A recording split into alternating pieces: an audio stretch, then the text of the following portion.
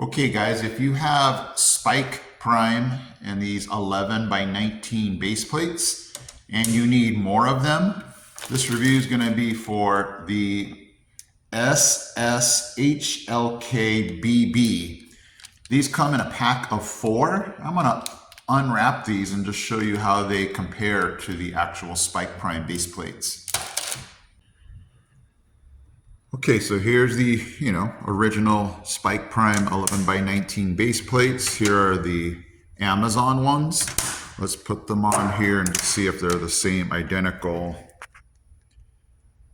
Okay, it's kind of hard to maybe see the holes because this one's black, but there you go. So the holes are in the same spot. And I thought maybe the holes might be harder to get the pieces into. So let's just, takes this H piece right here, pop it in. So it fits, regular Lego Robotics pieces in here. So again, if you need these base plates and don't want to pay a fortune for these, you can just get these here, and they come again in a pack of 4.